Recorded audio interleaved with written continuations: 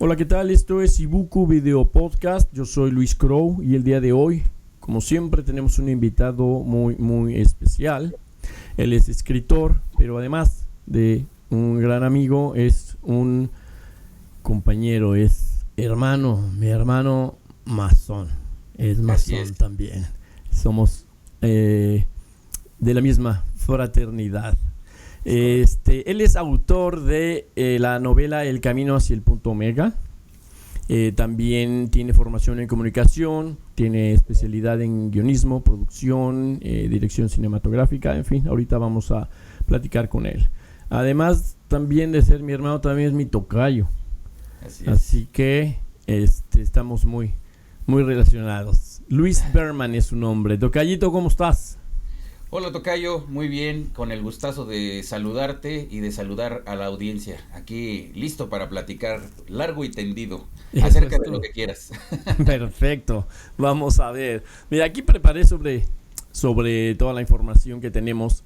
Vamos a ver, dice, tú tienes una formación, como lo dije hace rato, tienes formación en comunicación, especialidad en guionismo, producción, cinematográfica, etcétera. ¿Cómo influyen estas áreas en tu trabajo como novelista? Pues totalmente, por completo. Fíjate que pues desde mis años de universidad empecé haciendo cortometrajes, documentales y demás, a manera de prácticas, por supuesto. Y descubrí que me gustaba mucho precisamente la elaboración de ambientes, de personajes, de situaciones, etcétera. Y entonces eso, una vez que estaba el guión estructurado, pues llevarlo a la pantalla, digamos, hacer un cortometraje, pues es algo que me atrapó, digamos, ¿no? Es por ello que me especialicé en esta materia y entonces estudié cine en la Escuela Internacional de Cine y Televisión en Cuba, en La Habana, Cuba. Mm. Y pues por completo tiene que ver porque incluso con la publicidad, que mucha gente de pronto me lo pregunta también, cómo es que se llegan a unir estas dos cuestiones, ¿no? La publicidad, el cine y demás. Y entonces, al final, las tres cosas, es decir, el cine, concretamente el guionismo, la publicidad y en este caso escribir el libro, pues es lo que comúnmente se le llama storytelling, que es contar una historia redonda de principio a fin, en donde tenemos un inicio, ¿cómo se llama? Un desarrollo de la historia y un final, ¿no? Que es la estructura aristotélica, que eso no ha cambiado jamás, ¿no? Eso es la base, digamos. Sí. Entonces, de hecho, en un principio, esta historia de El Camino hacia el Punto Omega comenzó siendo un guión para cine. Yo lo que quería hacer era un guión para largometraje y de hecho así se hizo. O sea, el inicio, digamos, cómo nace esta idea fue hacerlo un guión para largometraje. Sin embargo, al paso del tiempo, por cuestiones de producción, ya quien lo lea entenderá a qué me refiero, pues era prácticamente imposible hacerlo porque requería pues mucha producción, Presupuesto. mucho dinero, digamos, de por medio, ¿no? Claro. Entonces, porque está ubicada en un futuro. Mm. Entonces, pues imagínate crear el ambiente, crear todo lo que ello conlleva, pues sí requería mucho dinero. Entonces, lo que opté fue precisamente ese mismo guión, que tenía todas las características de guión para largometraje, lo adapté para novela.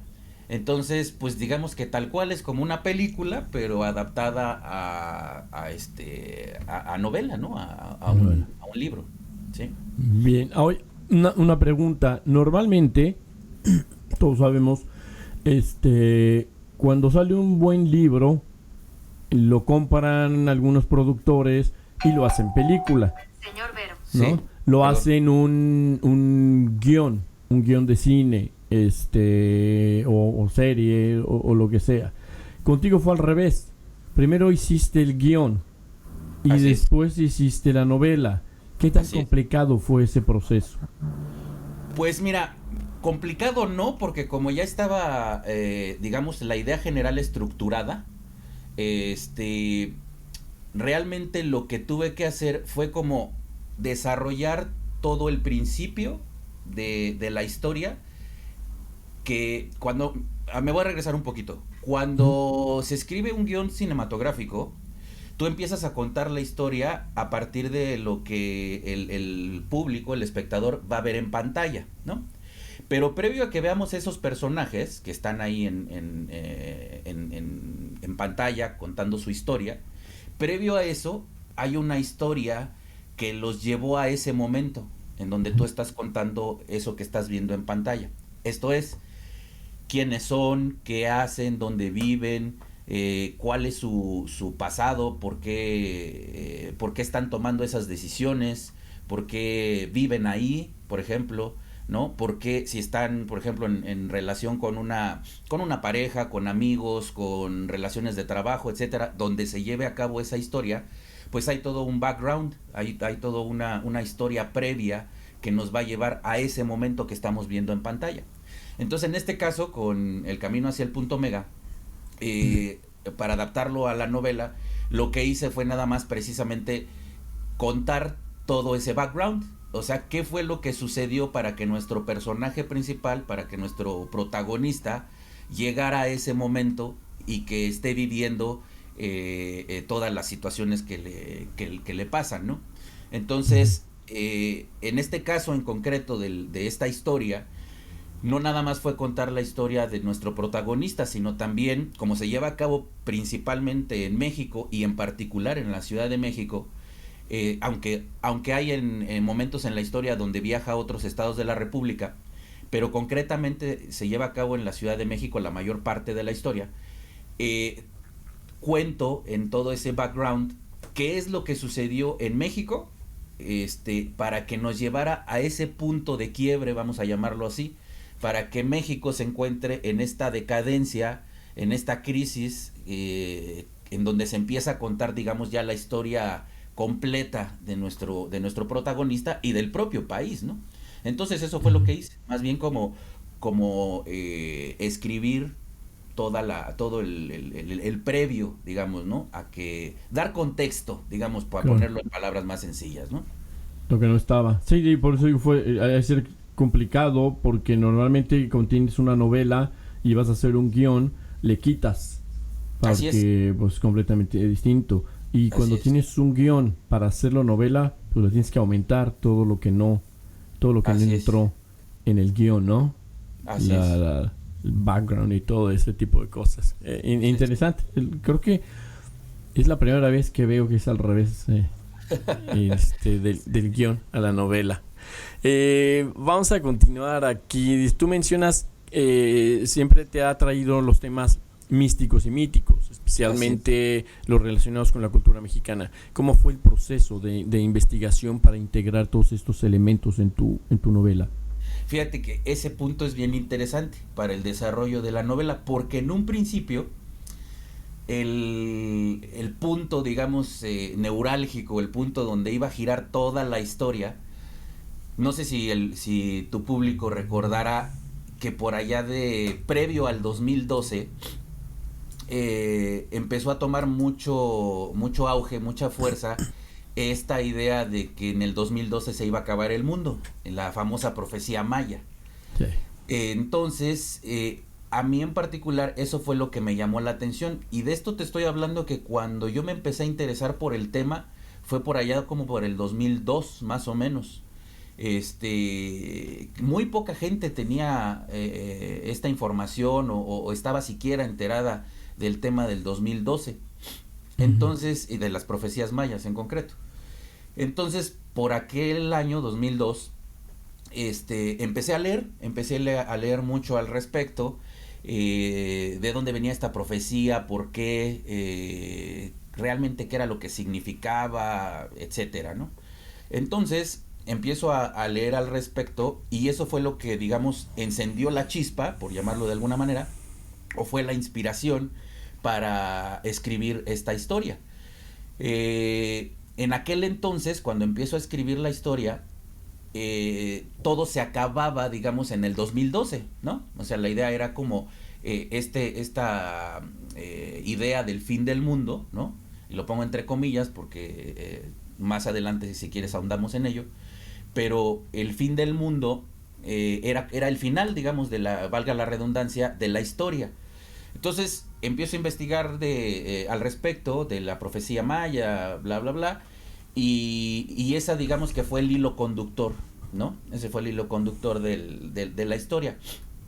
Sin embargo, cuando empieza a tomar forma como guión cinematográfico, fue por ahí del 2007, 2006, 2007 más o menos, que fueron los primeros, le llamamos en el argot cinematográfico, los primeros drafts, que es cuando escribes y reescribes el guión, digamos que vas quitándole cosas o poniéndole de acuerdo a cómo va obedeciendo la propia historia conforme va fluyendo.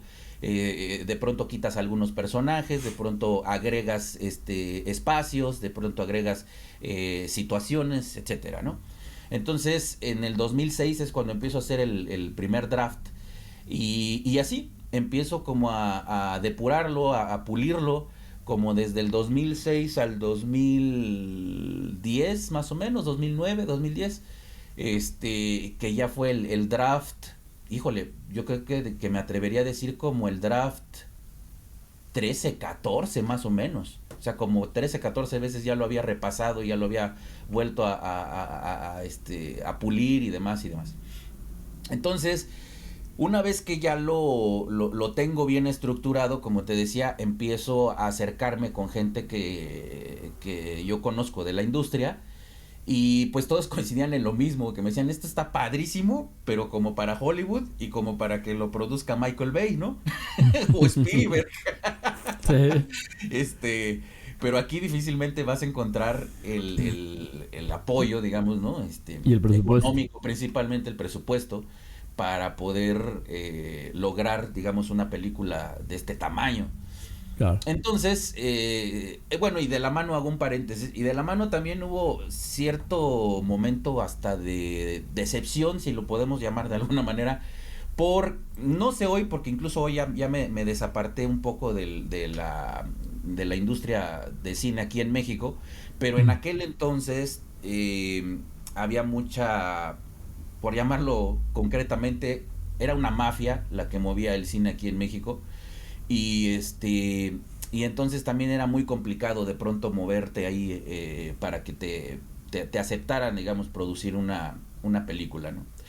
Total que decido tomar ese mismo guión, guardarlo, y entonces no es sino hasta, y de esto como te digo estoy hablando del 2009, 2010, no es sino hasta por ahí del 2014, 13, 14, que decido retomarlo, pero ya con la visión de novela. Y entonces del 2013, 2014 le empiezo a dar este tratamiento, digamos, como novela, ¿no? Entonces, pero bueno, regresando a la pregunta que me hacías originalmente, es por eso que nace, porque como te digo, el objetivo era que se terminara en 2012 la historia. Sin embargo, en todo este lapso de tiempo, por eso lo comentaba, en todo este lapso de tiempo, desde que me nace la historia como en el 2002, así como ideas aisladas, ¿no? Bocetos de más o menos la idea que tenía, hasta que toma forma, digamos, incluso ya como novela hasta el 2013-14, todo giró alrededor de la profecía maya del 2012, que se llama el Bactún 13. De hecho, así se llama la parte de la profecía maya, ¿no? Y entonces, como decía, el hilo conductor siempre fue el mismo. O sea, nunca perdió esa esencia, siempre fue la misma. Y nada más sobre esa base se fueron agregando cosas y, como dije en un principio, también quitando algunas que no aportaban, digamos, o no reforzaban la idea principal. Pero el hilo conductor siempre fue el mismo, la profecía del 2012. Ya. Perfecto.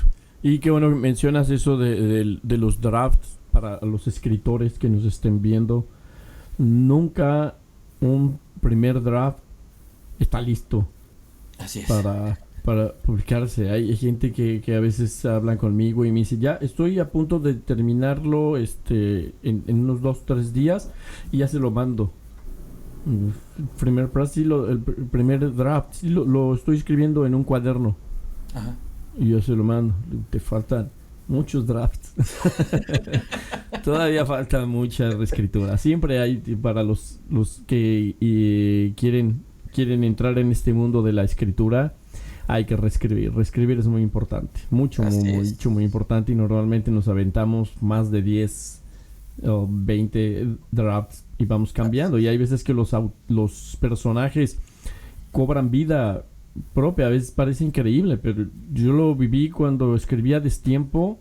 El personaje femenino que puse como antagónico, Ajá. literalmente se negó a ser antagónico y durante la historia se fue convirtiendo en protagónico y terminó siendo de las más buenas de la novela, y tuve que inventar otro antagónico que había aparecido al principio y lo saqué después y fue el malo del cuento, pero la que originalmente era la mala se negó. Se negó literalmente por sí misma. El personaje no quiso ser la mala. Y no puedo estar más de acuerdo contigo, tocayo. De hecho, no sé si te llegó a pasar, porque incluso lo he comentado en alguna otra ocasión, que me atrevería a decir que de pronto los propios personajes te dictan lo ¿Sí? lo que dicen, vamos, sus propios diálogos incluso el lugar, el ambiente en el que están, Uh-huh. te lo empiezan a narrar, vamos a decirlo, ¿no? Había veces que, por ejemplo, a mí me pasaba que estaba durmiendo y de pronto en la cama ya estaba a punto de dormir, o incluso ya dormido, y empiezas a soñar y de pronto el personaje te presenta la situación, el espacio donde está, lo que dice, y en ese momento al levantarme y escribir más o menos así lo que más o menos recordaba de qué era lo que estaba diciendo y tal, pero sí, o sea, yo lo puedo decir así, los propios personajes te dictan la historia, ellos te van llevando, como dices, cobran vida. Y Sí, te cobran llevan. vida. Y sí, eso ahorita que mencionaste eso de cuando estás dormido. Yo normalmente cuando estoy muy relajado es cuando me empiezan a venir las ideas. Y me acuerdo cuando escribí la obra de Barbie. Ajá. De hecho, escribí Barbie en México. Barbie, el primer musical. De hecho, la primera obra de teatro sobre la muñeca Barbie.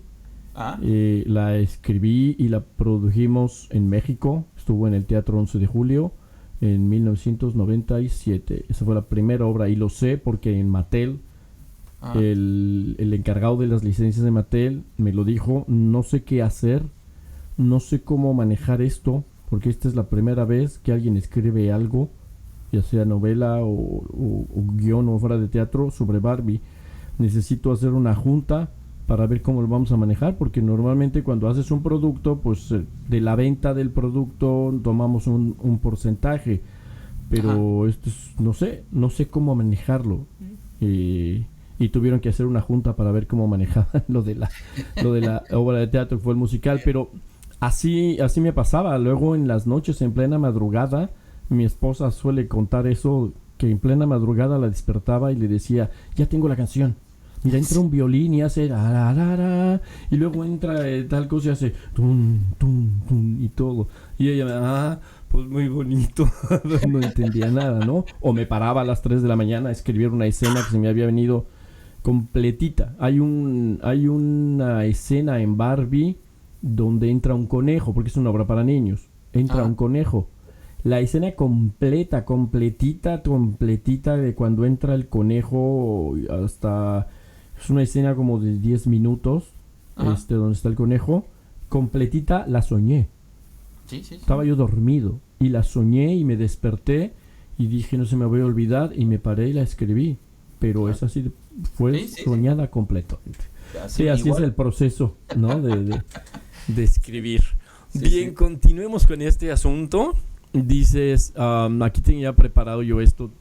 Dices que la novela te presenta un futuro distópico donde se mezclan la realidad y la fantasía. ¿Qué desafíos encontraste? Porque me imagino que has de haber encontrado muchos. ¿Qué desafíos encontraste para crear estos mundos y cómo los solucionaste? Fíjate que justo a partir del tema de la profecía maya y que empiezo a investigar al respecto y tal, de pronto, así como lo acabamos de comentar, me empezaron a surgir estas ideas de personajes y concretamente chamanes, ¿no? Todos sabemos que estas culturas ancestrales siempre, bueno, y hasta la fecha, vamos, pero concretamente en las culturas ancestrales, los chamanes tenían un peso importante dentro del propio desarrollo de la civilización. Entonces, cuando doy con este personaje del chamán, empiezo a desarrollarlo y dije, bueno, ok, si es un chamán, es un personaje que tiene este peso espiritual, digamos, tiene este peso como guía, etcétera. Pero lo quiero llevar todavía más allá, quiero llevarlo todavía a un nivel más poderoso, vamos a llamarlo, ¿no? De alguna manera. Y entonces así es como llego con la idea de que este chamán es un nahual. Para quien nos esté escuchando en otras partes del mundo, en otros países, en México, los nahuales son parte de la mitología de nuestro país, en la que los chamanes o también ciertos brujos, digámoslo de alguna manera, pueden convertirse, tienen esta propiedad de convertirse en animales. Que aquí viene algo bien interesante, investigando precisamente de los nahuales, resulta ser que no nada más se pueden convertir en animales, sino también en energía, ¿no? Y pueden ocupar ciertos espacios, digamos, del mundo. Y vamos, a lo que me refiero es que no nada más se pueden convertir en animales, pero aquí es donde decido que este personaje se iba a convertir en originalmente, porque ya quien lea la novela verá que cambió, ya que hablábamos de los drafts, originalmente se convertía en un perro, porque es como muy común, o sea, la gente ubica que los nahuales aquí en México se convierten en perros, en cerdos, y así, ¿no? En cabras incluso. Pero yo decido después, al paso de bastantes y bastantes drafts, de hecho, cuando sufre este cambio, este personaje ya es en los drafts de la novela, ni siquiera en el de guión cinematográfico, sino en novela, ya lo termino ubicando como que se convierte no en un perro, sino en un lobo, porque tiene también un peso más fuerte espiritualmente y energéticamente que el propio perro. Entonces, cuando nace este personaje, que es el chamán, que a su vez es nahual y se convierte en este caso ya en lobo, entonces tiene su aprendiz, y entonces el aprendiz, que es nuestro protagonista de la historia, resulta que él no sabe que tiene los poderes del nahual, que tiene los poderes de este chamán, porque es el último, digamos, el último de los nahuales, el último de esa línea de nahuales, de estas culturas ancestrales, es el último que queda. Y entonces por eso es lo que detona la historia. Entonces tenía yo que crearle pues los antagonistas, digamos, ¿no? Claro. Y entonces, ¿quién o qué y por qué se oponen, digamos, a nuestro protagonista? Y entonces así es como nace el tema de los ángeles. También aquí viene una parte importante, porque a mí me gusta ser provocador, me gusta agitar el avispero, como vulgarmente se dice. Y entonces todo el mundo, o la mayor parte de la gente, tiene como idea que los ángeles pues son estas entidades buenas, estas entidades que hacen el bien, que acompañan a la gente, las protegen, etcétera, etcétera. Y sí, pero yo dije, ¿no? Y seguro esta parte, quizá varios de los que nos escuchan y que están escribiendo, quizás se identifiquen. Porque yo dije, ¿qué pasaría si los ángeles en vez de ser buenos son los malos, ¿no? Y entonces así nace, o sea, por eso digo que me gusta como retar, como agitar el avispero, ¿no? Y decía, ¿qué tal si los ángeles en vez de que sean los buenos son los malos, ¿no? Y entonces precisamente eso es lo que me da el hilo para poder desarrollar por qué los ángeles son malos. Y entonces así que ya creo el nahual, que es el chamán, el maestro, el aprendiz, que de pronto dije, él también es nahual, pero no se va a convertir en el mismo animal que el chamán. Y entonces el protagonista se convierte en jaguar. Al ser un nahual, él cuando digamos tiene este poder de transformarse, se transforma en jaguar. ¿Por qué el jaguar? Porque el jaguar precisamente tiene una simbología y un peso muy importante dentro de la cultura maya, concretamente, pero pues me atrevo a decir que de todo lo que fueron esas culturas de ese tiempo, ¿no? Las culturas prehispánicas. Entonces, el protagonista se convierte en jaguar y entonces los ángeles, son los antagonistas, perdón, son los que se oponen a él. ¿Por qué los ángeles? Porque entonces aquí viene otra parte importante, el tema de las culturas. Y entonces, cuando hago toda el background del que hablábamos, de cómo construir todo el previo para llegar a donde estamos, pues todo esto se remonta precisamente a la conquista de México. Entonces, ¿quiénes llegan con los conquistadores? Pues la iglesia. Y entonces, con la iglesia llega la idea de los ángeles. Y entonces, cuando propongo, digamos, este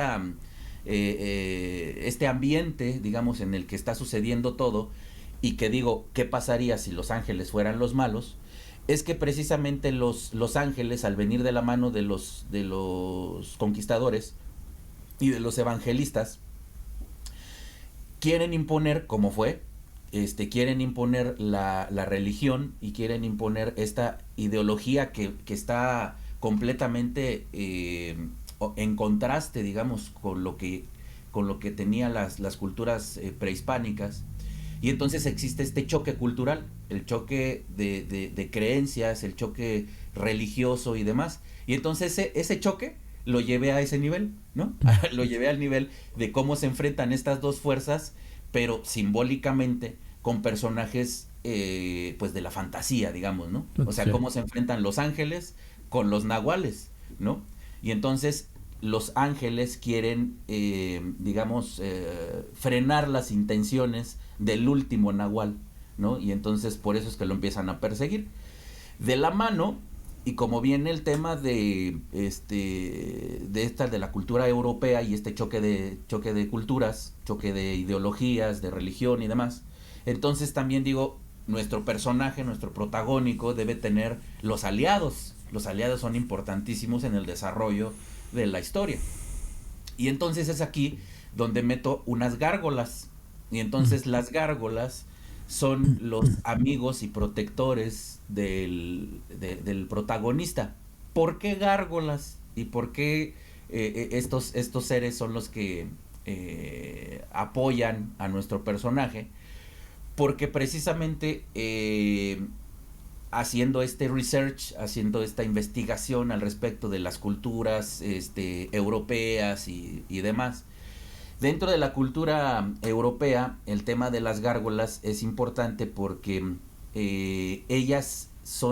las gárgolas son las que protegían las catedrales en Europa, y entonces ellas eran, vamos a decirlo, como testigos presenciales de lo que sucedía en esas catedrales desde que las empezaron a construir. Y entonces aquí entra con lo que empezó hablando mi tocayo, acerca de la masonería. Se supone que las gárgolas viven en primera persona el origen, el crecimiento, el desarrollo de los masones, que eran constructores de esas catedrales. Y entonces, dentro de la historia, nuestro personaje el chamán, el que es el maestro, digamos, el que se convierte en lobo, de de alguna manera él llama a estos personajes, a las gárgolas, a que se hagan cargo para cuidar de nuestro personaje, que se llama Olim, nuestro personaje, protagonista, y llama a las gárgolas para que lo protejan, para que no le pase nada hasta que él sepa cuál es su misión, qué es lo que tiene que hacer.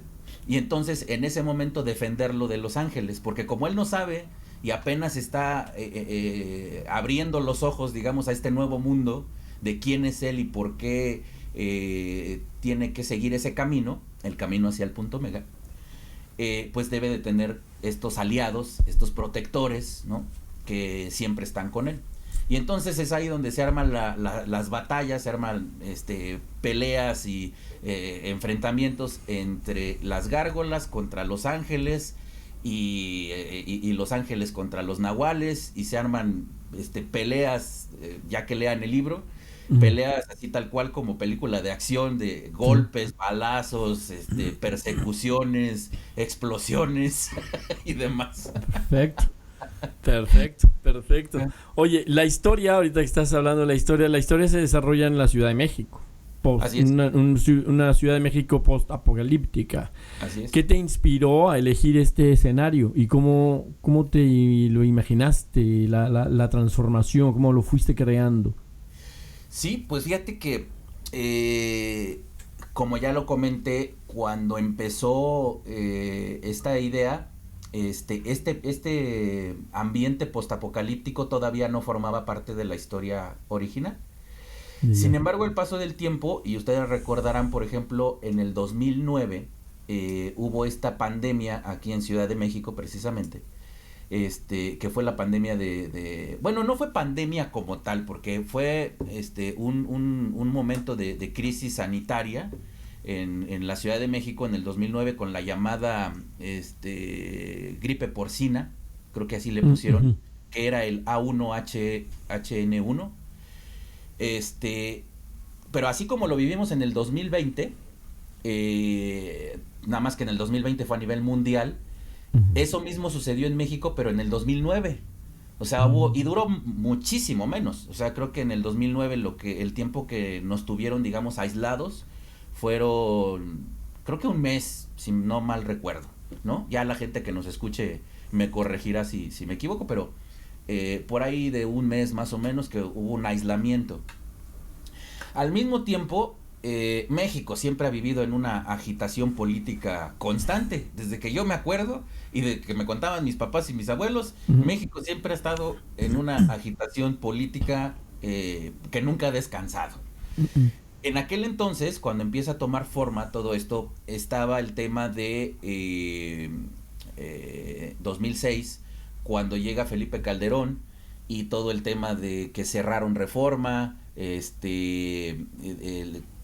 los enfrentamientos entre diversos sectores de la población, y vamos, ahí se empieza a gestar como esta polarización que desafortunadamente hoy día vivimos como, pero multiplicada. Entonces se empieza a gestar esta polarización, este enfrentamiento entre la propia sociedad, los cuerpos de la ley, los propios políticos, etcétera. Y entonces es ahí donde me pongo como a ver dicen los gringos, the big picture, el cuadro completo, digamos. Y entonces empiezo a ver qué pasa si juntamos una crisis sanitaria, una crisis política, una crisis económica. Ustedes saben que México, y concretamente Ciudad de México, estamos en un constante riesgo de terremotos. De hecho, tuvimos el otro muy fuerte en 2017. Entonces, ¿qué pasaría si a todo lo anterior se le suma el tema de los propios terremotos? Y entonces me imaginé como este futuro en el que todos estos factores, la crisis política, la crisis económica, la crisis de salud, la crisis de los eventos naturales, concretamente los terremotos, se van haciendo cada vez más fuertes, cada vez más intensos, y entonces llevan a la Ciudad de México a un punto de colapso que desafortunadamente hoy pleno 2024, creo que no estoy muy lejos de la realidad, ¿eh? Sí. Fuiste profético. Sí. Entonces, planteo esta Ciudad de México en la que todos estos factores han cobrado factura. Entonces, todos estos factores han llevado a la Ciudad de México a ese punto de colapso, a ese punto de devastación, ¿no? En donde ya la Ciudad de México está prácticamente en ruinas, ¿no? Porque planteo que de la mano de la crisis, porque ahí en la historia concretamente se lleva a cabo en el 2077. Entonces, en un punto de este background que voy contando, qué es lo que sucedió, yo pongo que en el 2036, si no me equivoco, llega una pandemia mucho más fuerte que la del 2020 y entonces termina por acabar con buena parte de la población, pues sí del mundo, pero concretamente de Ciudad de México, donde estoy contando la historia, y de la mano un terremoto de 9.5 en la escala de Richter, y entonces todo eso, imagínate todos esos factores, ¿no? Uh-huh. Porque aparte siguen los enfrentamientos, la confrontación de la sociedad, esta polarización. Uh-huh. Entonces imagínate todos estos factores que se hacen esta bola de nieve y se juntan, entonces lleva a que la Ciudad de México colapse por completo. Entonces la población se queda reducida pues prácticamente a la mitad o menos. La ciudad, las estructuras, la arquitectura, prácticamente está en ruinas, ya es tierra de nadie, la gente sobrevive como puede, todos lo que es el servicio de transporte público, lo que es por ejemplo que tenemos aquí en Ciudad de México, el metro, el metrobús, etcétera, pues prácticamente pues ya no existe como servicio, sino que todos estos lugares son tomados por gente que ya vive ahí, digamos, ¿no? Lo ha hecho su casa, otras estaciones del metro las han adaptado como tabernas, como burdeles, ¿sabes? Y entonces toda esta Ciudad de México ha cambiado y se ha transformado en eso, ¿no? En esa Ciudad de México irreconocible, en donde se lleva a cabo la historia que cuento, ¿no? Entonces, como ves, contestando tu pregunta, fue una cuestión que un factor llevó a otro y a otro y a otro y a otro y me llevó así como de la mano, ¿no? Y justo en a plantearme esa pregunta, ¿qué pasaría si todos estos factores se juntaran? Y todos estos factores hicieran como el detonante para que la Ciudad de México llegara a ese punto de quiebre, ¿no? Y a ese punto de devastación, digamos, ¿no? Ya. Tocayo, aquí tu obra hablas de la luz, de la oscuridad, como cuestionamientos a los discursos políticos, religiosos, etcétera. ¿Cuál es el mensaje que tú intentas dar, que intentas transmitir a los lectores con tu obra? Pues mira, concretamente, si lo pudiera resumir en una sola palabra, esperanza. Eso sería como lo más práctico y lo más concreto que podría ponerlo, uh-huh. Esperanza. Pero ya si nos vamos mucho más a detalle, mucho más profundo, es que normalmente nosotros, los seres humanos, en general, no me importa si vives en México, si vives en París, si vives en Japón, si vives en África, la mayoría de los seres humanos poco o nada apreciamos la vida por sí misma, el hecho de estar aquí, nuestro camino, nuestro paso por este mundo. Siempre estamos pensando en quiero obtener ese puesto, quiero tener esa casa, quiero tener ese coche, ¿me explico? Y muy poco nos detenemos a disfrutar el diario vivir, ¿no? Uh-huh. Entonces, y esto a su vez también nos estaciona, digamos, nos retiene en nuestra zona de confort, ¿no? O sea, uh-huh. Yo hago lo que tengo que hacer, voy a trabajar, cumplo con lo que tengo que cumplir con mi familia, con mis amigos, etcétera. Y pues mientras yo esté aquí, en lo mío y en mi zona de confort, pues que el mundo gire, ¿no? Y me valen madre los demás y no me importa lo que suceda con los demás, ¿no? Exacto. Pero ¿qué pasa si de pronto llega una situación, un personaje, un algo que llega a irrumpir tu zona de confort, a irrumpir tu cotidianeidad, ¿no? Y entonces te das cuenta que tienes que tomar otro camino, que tienes que hacer algo distinto, ¿no? Que muchas veces, cuando suceden estas cosas en nuestra vida, la primera reacción es la negación, ¿no? La primera reacción es, no, ¿yo por qué? ¿No? ¿Por qué voy a hacer esto? ¿Por qué tengo que cambiar mi estructura de vida, mi cotidianidad, ¿no? Pero no te das cuenta, sino hasta después, que eso que irrumpió, esa situación o esa persona, etcétera, que irrumpió tu zona de confort, llegó para hacerte crecer, llegó para hacerte ver otras cosas que tú te negabas a ver, porque siempre han estado ahí, nada más que te habías negado a ver. Y entonces eso te hace crecer, te hace evolucionar, te hace darte cuenta de que eres más grande de lo que tú mismo pensabas, ¿no? Entonces, nuestro protagonista lleva su vida normal, tranquila, él es músico y se dedica a tocar en un bar, etcétera, hasta que irrumpe este personaje, el chamán, y entonces le hace ver que hay otro mundo completamente distinto al que él está acostumbrado, y que aparte él es el protagonista de ese mundo, de esa historia, y que en sus manos está no nada más su vida, sino la vida de todo el planeta y de todos los seres humanos, ¿no? Entonces,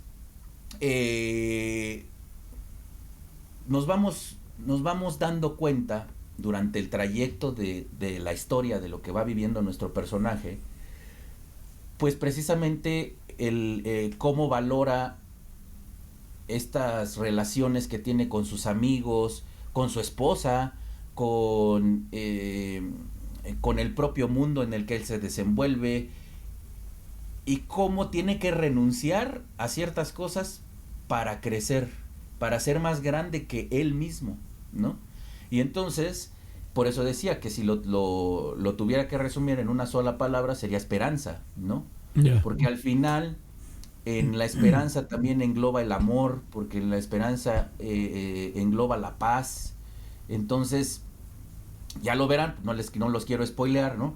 Pero precisamente cuando llega al final del camino, al punto omega, pues ya se los dejaré ahí en suspenso, pero solo diré que cuando crees que todo ya se terminó, ¿no? Que ya la libré, ¿no? Precisamente es que tienes que volver a empezar. Es cuando pensaste que ya acabó, es cuando está empezando. Así es. Ya. Oye, en tu novela parece reflejar críticas a la situación actual del Ajá. mundo, esto todo de México. Sí. ¿Hay algún evento o tendencia específico que te motivó a escribir esto? ¿Algún evento especial? Pues mira, yo creo que varios. Mucha gente no me lo cree, pero fíjate que yo era muy niño, concretamente, y lo recuerdo perfecto por el año. Yo tenía 10 años, 1988, y recuerdo perfecto toda la agitación política que se vivió por el tema de la llegada de Carlos Salinas de Gortari a la presidencia de México, y toda la agitación social y política que se vivió alrededor de ello. Muchos quizá de los que nos escuchan saben a qué me refiero. Para quienes son más jóvenes, pues fue el tema de las elecciones del 88, en donde pues todo indica que hubo un fraude electoral para que quedara Carlos Salinas de Gortari. En aquella ocasión todo indicaba que iba a ganar Cuauhtémoc Cárdenas, en aquel entonces que formaba parte de este grupo de izquierda, digamos. Y entonces se armó toda una crisis ahí sociopolítica, perdón, y que eso le da también otro rostro, digamos, al rumbo que toma también nuestro país, política y socialmente hablando, seguro coincidirán muchos que si hay un personaje como repudiado por muchos mexicanos, es el propio Salinas de Gortari. Que hoy ya a mi edad y hoy al camino recorrido, también tengo mis opiniones al respecto, que me parece que ni los malos son tan malos ni los buenos son tan buenos, Exacto. Entonces, en aquel entonces, como te decía, ya para mí significaba mucho lo que sucedía políticamente hablando, en ese aspecto. Pasa el tiempo, Salinas de Gortari, el Tratado de Libre Comercio, cuáles eran los alcances de este Tratado de Libre Comercio, por qué se llevó a cabo, qué implicaba el propio Tratado de Libre Comercio. Y insisto que lo recuerdo muy bien y lo tengo tan presente porque, por ejemplo, y lo platico con mi esposa, ¿no? En el caso del Salinas de Gortari, cuando este Tratado de Libre Comercio y tal, que estamos hablando del periodo del 88 al 94 en México, yo le decía a mi esposa, era cuando nosotros éramos ricos, ¿no? Y yo me acuerdo que mi familia éramos ricos, o sea, había mucho dinero, o sea, hasta la persona más más humilde, vamos a llamarlo, vamos a ponerle de alguna manera, tenía posibilidades, o sea, se abrieron las opciones para negocios, para hacer dinero, pero de una manera impresionante. El problema fue cuando salió Salinas, porque entonces vino la crisis del 94 precisamente, ¿no? La crisis que le llamaron el efecto tequila.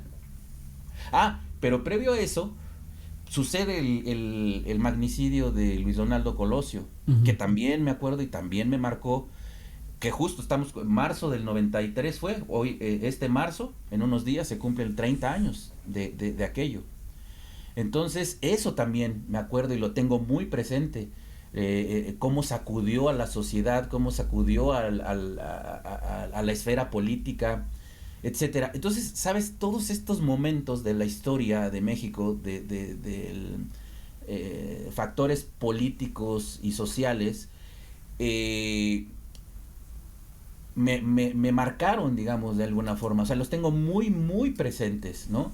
Sale Zedillo y entra Fox y era precisamente, wow, ahora sí va a cambiar todo y vamos a tener otra posición en el mundo y tal, y llega Fox y pum, otra vez, y luego sale Fox, llega Calderón, Peña Nieto, y hoy estamos con Andrés Manuel López Obrador, que yo sé que muchos no van a estar de acuerdo, cosa que no me importa, pero yo desde siempre no he visto con buenos ojos a Andrés Manuel López Obrador, o sea, y lo digo desde que López Obrador tiene presencia en la política de México.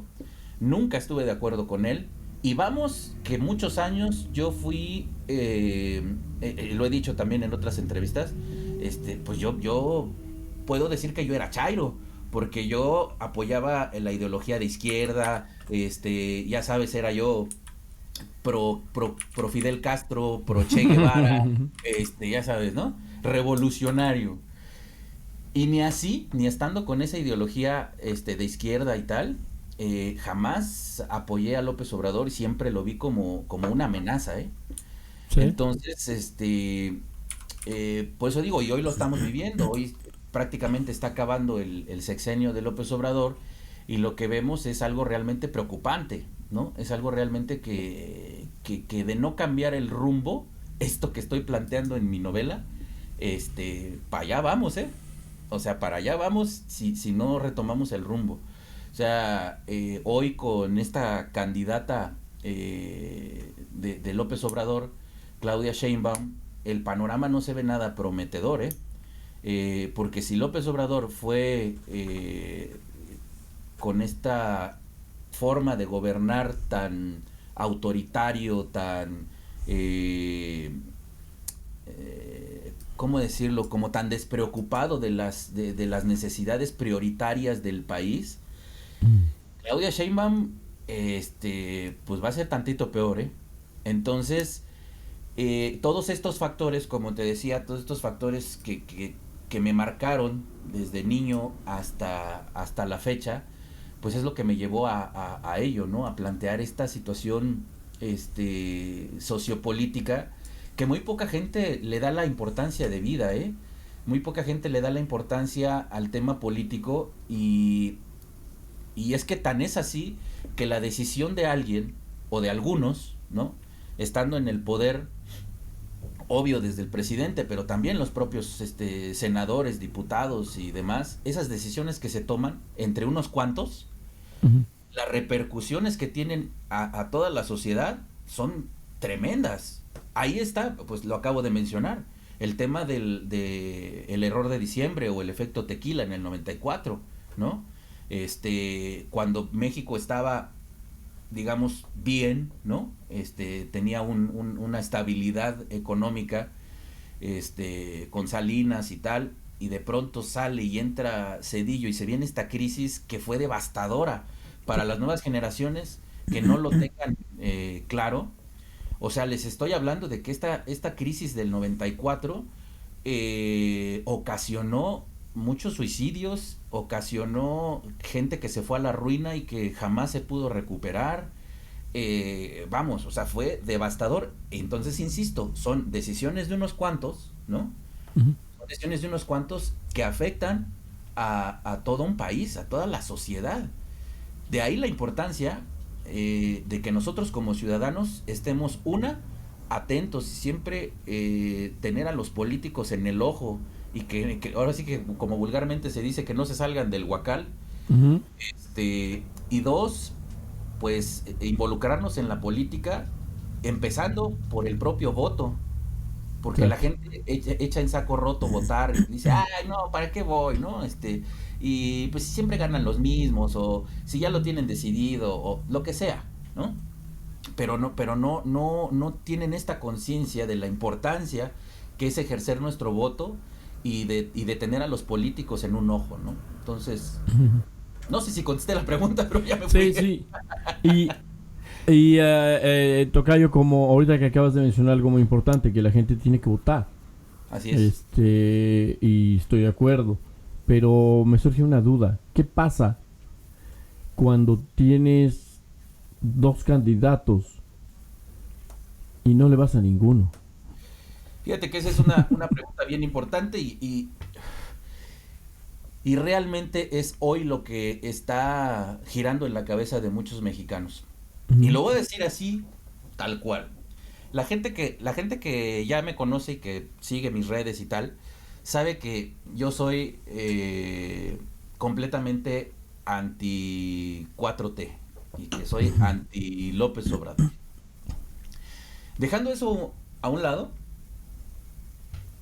el tema es que hoy la situación política que estamos viviendo, que estamos transitando, eh, nos obliga no a pensar en un partido o partidos, no a pensar en una candidata o candidatas, sino a pensar en nuestro país. Es decir, yo personalmente, y lo he dicho en muchas entrevistas, y lo he dicho abiertamente, públicamente, a mí no me cae bien Xochitl Gálvez. Yo la conozco personalmente. Ha estado, quien no lo sepa, trabajo con Carlos Alarraqui en su canal en Atypical TV. Y previo a que Xochitl Gálvez fuera candidata a la presidencia, estuvo con nosotros en el programa. Estuvo en varias ocasiones en la mesa en la que participo. Yo la conozco e incluso no nada más en temas de trabajo, sino ya en reuniones sociales y demás, la conozco, vamos, personalmente a Xóchitl Gálvez. A mí no me cae bien la señora, no empatizo con ella, hay muchas cosas que no me gustan de ella. Sin embargo, dejo a un lado mis opiniones personales, dejo a un lado la cuestión de que a mí no me caiga bien, pero aquí es una elección, esta del 2024, que hay solo dos opciones: el autoritarismo o la libertad. No hay más. Entonces, independientemente de quiénes sean los candidatos o candidatas en este caso, digo, porque hay un tercero, pero que ahora sí que es de chocolate. Sí. Pero es una elección entre esas dos opciones, Insisto, no es de partidos, no es de candidatas. Es una opción de que México esté bajo el yugo autoritario de una sola persona. En este caso, si ganara Claudia Sheinbaum, es el sometimiento total de un solo partido, las decisiones de una sola persona, sobre todo un país, ¿no? Desaparecer libertades, desaparecer contrapesos, desaparecer equilibrios, y que las decisiones las tome una sola persona. Entonces eso es, corríjanme si me equivoco, pero eso es una dictadura, ¿no? Es dictadura, más allá de que sea un tema si militar o no y que lo que quieras, se las dejo más barata. No sé, vamos a suponer que no sea una dictadura, pero es un régimen autoritario. Es un régimen en el que una sola persona toma las decisiones y los demás se chingan, ¿no? Y es lo que yo diga porque yo lo digo y así se hace. En el otro caso, en el caso de que gane Xóchitl Gálvez, pues por lo menos va a haber equilibrio y podemos no coincidir, podemos no estar de acuerdo con muchas cosas, ¿no? En el caso, suponiendo que ganara Xóchitl Gálvez, no podemos coincidir con ella, como lo acabo de decir. A mí personalmente no me cae bien la señora, pero eso no tiene nada que ver. Si ella es presidente, ella tiene que hacer un trabajo. Y entonces, puedo o no estar de acuerdo con ella, puedo no estar de acuerdo con algunos diputados o senadores. De eso se trata la democracia, de que haya contraste y de que se busque la mejor opción para todos, ¿no? No para unos cuantos. Y entonces, eso es lo que está en juego. Entonces, si como lo planteabas, mi querido tocayo, como lo planteabas, son dos candidatas que ninguna me gusta, pues no lo veamos así. Veámoslo como que hay dos opciones: autoritarismo o libertad. Se acabó. Exacto. Entonces, este próximo 2 de junio, pues ni modo, aunque me caiga mal la señora, pues yo voy a votar por la opción de la libertad. Sí, claro. Sí, porque de hecho ya hay autoritarismo. Si yo te digo a ti, esto es negro, y tú me dices, oh no, yo tengo otros datos. Exacto. Punto. No hay manera de que, es que es negro. Sí, no, pero yo exacto. tengo otros datos. Ok, demuéstrame tus datos. No, yo tengo otros datos. Eso ya es autoritarismo. Eso Sí, ya exacto. aquí es lo que yo diga y punto. Sí, porque aunque esté mal. es mi palabra y Sí. eso debe bastar. Y ya, se Sí, acabó y la yo digo conversación. que eso no es negro, es blanco. Y Ajá. se queda blanco. Aunque Ajá. la verdad sea que es negro, ¿no? Exacto. Entonces, eso ya es autoritarismo. Ya es lo que yo diga, esté bien o esté mal, es lo que digo, punto. Y eso Así es muy, es. muy, muy, muy peligroso. Tocayo, avancemos ahorita ya para ir cerrando. Tú creaste un mundo, un universo aquí en tu novela. ¿Tienes planes para continuar ese universo que creíste, con más libros, con más guiones, para continuarlo, No, o ya quedó ahí? no creo que este universo en particular se pueda expandir, y ya que lleguen ya que la lean la novela y que lleguen al final, también van a ver por qué. No creo, yo creo que cerré muy bien la historia. O sea, yo creo que está muy bien cerrada, y ahí se va a quedar como en ese loop. Ya entenderán por qué, ahora que la lean. Yeah. pero yo creo que este universo está completamente redondo, está completamente sellado. Y lo que sí pienso pues es seguir escribiendo otras historias, que de hecho por ahí tengo varias historias, que están igual así como en bocetos, están como en ideas Sí, revoloteando por ahí, y es solo cuestión de aterrizarlas. Ciertamente no quito el dedo del renglón de que eventualmente haya la oportunidad de hacer cine, ¿no? Que finalmente, ujú, como claro. les comentaba, pues es lo que he querido hacer. Siempre, quizá fíjate que al paso del tiempo, en un principio yo quería dirigir, pero al paso del tiempo me parece que me acomodo más desde la escritura, desde el guionismo, que en el tema de dirigir. Ya Entonces dije. quizá me enfoque ahí. De hecho, mi idea con este guión, con esta novela, es precisamente que algún productor, algún director le guste y la pueda llevar a la pantalla, ya sea como película, ya sea como serie o lo que sea, y que y pues vamos, que le dé vida, digamos, a esta historia, ¿no?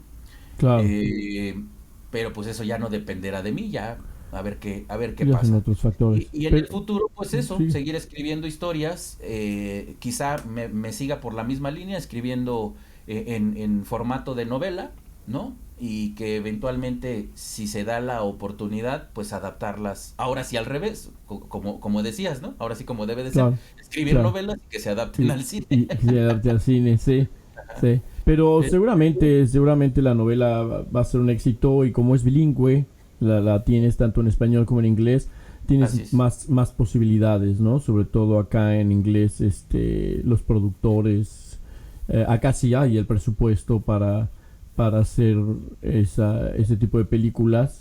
De hecho, aquí los presupuestos son enormes y Sí, entonces existe la posibilidad, porque no, seguramente va a ser un éxito y así es. algún productor lo tendrá por acá y dirá, vámonos tendidos, como decimos en México, Así y, es. y esto ya será, esta entrevista ya será historia y estaremos haciendo otro video podcast con con la nueva película Así es. de la Camino hacia el punto Omega.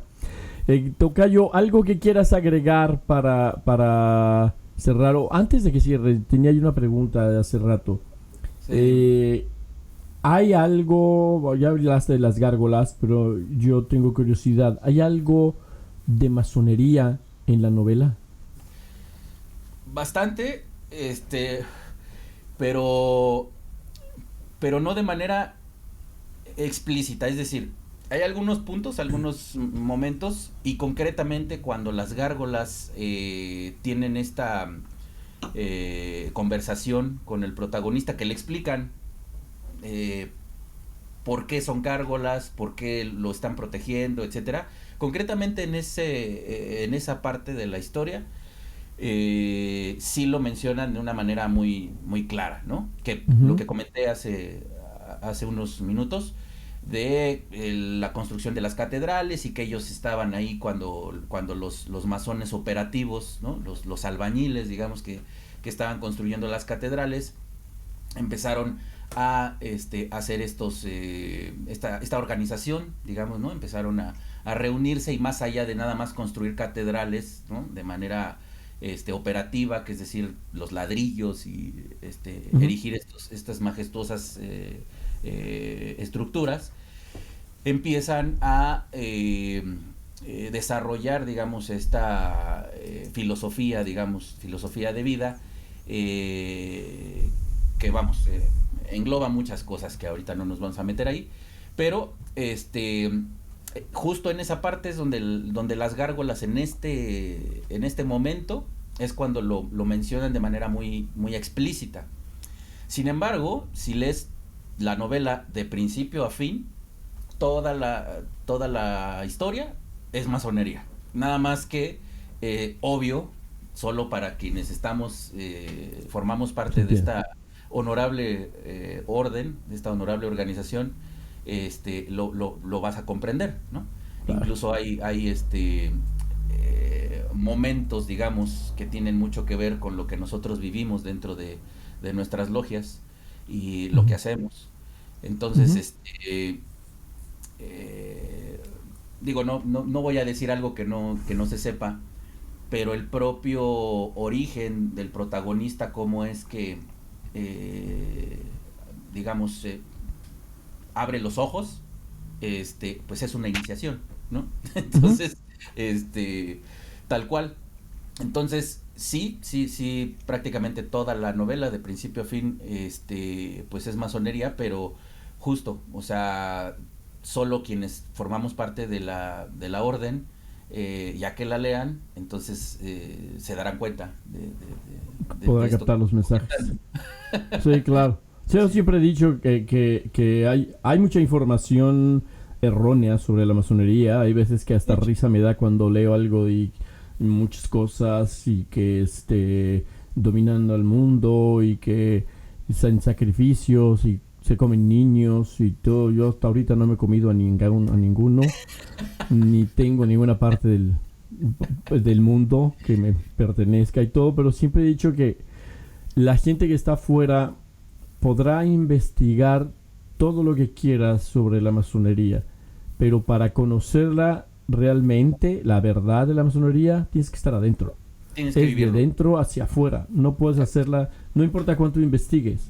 Si no estás adentro, no vas a llegar a todo Así es. lo que puedes enterarte. Así que, pues De cuando hecho, investigan, se siguen. ahí te quiero comentar dos cosas. Y es que justo por lo que acabas de decir me acabo de acordar de algo. Alguna vez veíamos un programa, mi esposa y yo, en YouTube, de unos, ya sabrás, de estos programas que hacen que se van a investigar a lugares como abandonados y ya sabes. Y entonces se meten a supuestamente a una logia abandonada. Que yo no le vi cara de logia, pero bueno, dicen ellos que era una logia abandonada. Y se encuentran unos libros, unas liturgias, y empiezan a ojearlo y empiezan a leerlo y tal. Y mencionan ahí algunas cosas de lo que están leyendo. Y le digo a mi esposa, mira, hoy en día en internet te puedes encontrar tal cual una liturgia completa del grado que quieras de la masonería. Puedes incluso buscar videos donde te explican los rituales de la masonería de todos los grados también. Si no está, y le decía, si no formas parte de la orden, así veas los videos que veas, leas los libros que leas de la masonería, no los vas a entender. No los vas a entender y no los vas a, y lo más importante, no los vas a vivir, Ujú. que de eso se trata la masonería. Y la segunda cosa, justo también cuando creé los personajes de las gárgolas,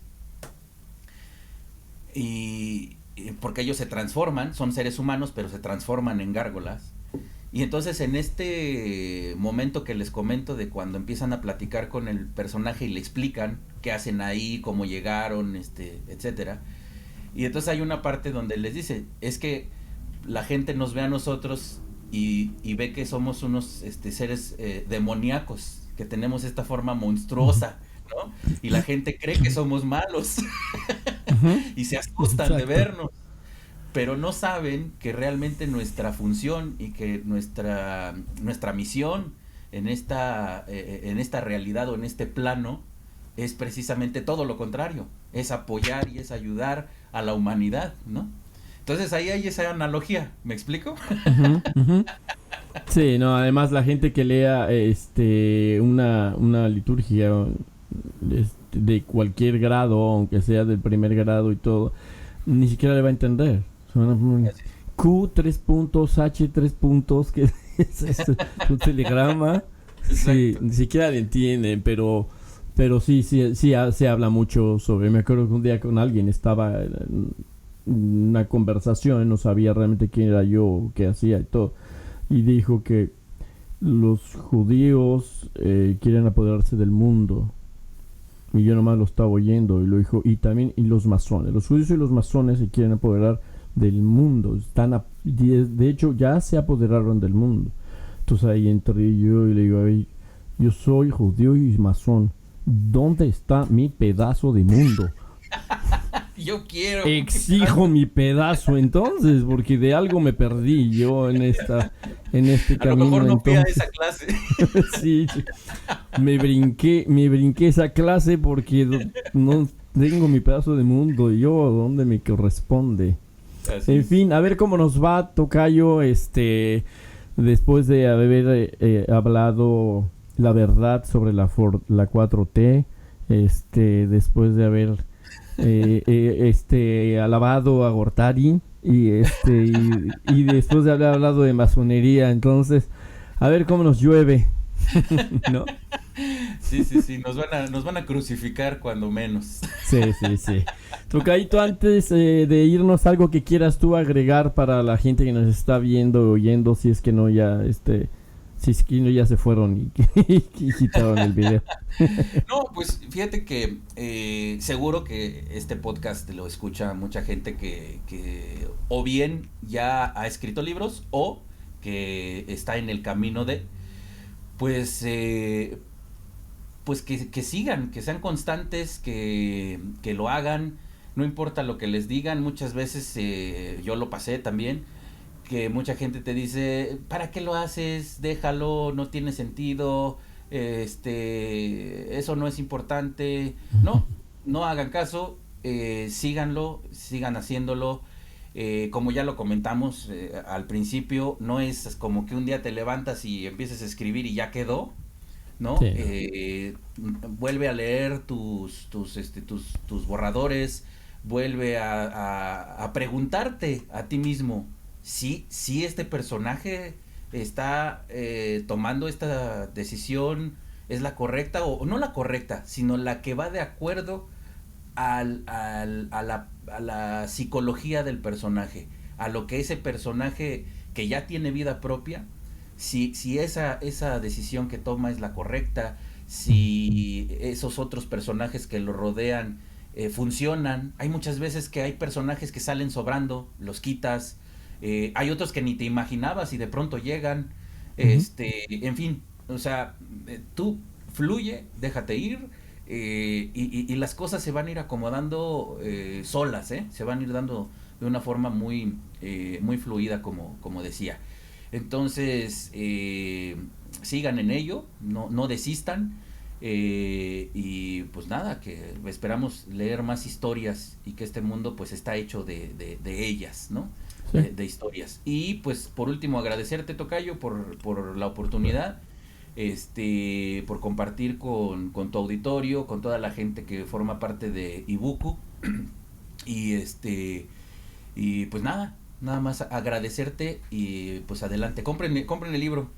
Sí, sí, sí, Camino. vamos a poner un link ahí para que compren el libro y lo lean y que dejen sus comentarios y Sus todo comentarios. sobre el libro. Pues al contrario, muchas gracias a ti, brother, y seguimos, espero que esta no sea la última conversación que tengamos, podemos tener muchas más, y de verdad, de corazón, que deseo que el libro tenga un exitazo, porque se lo merece, y estoy seguro que te va a ir muy bien con esta obra y con las que vengan, por Seguro, supuesto. seguro que sí. Muchas Claro que sí. gracias, Tocayo. Al contrario, muchas gracias a ti y seguimos en contacto.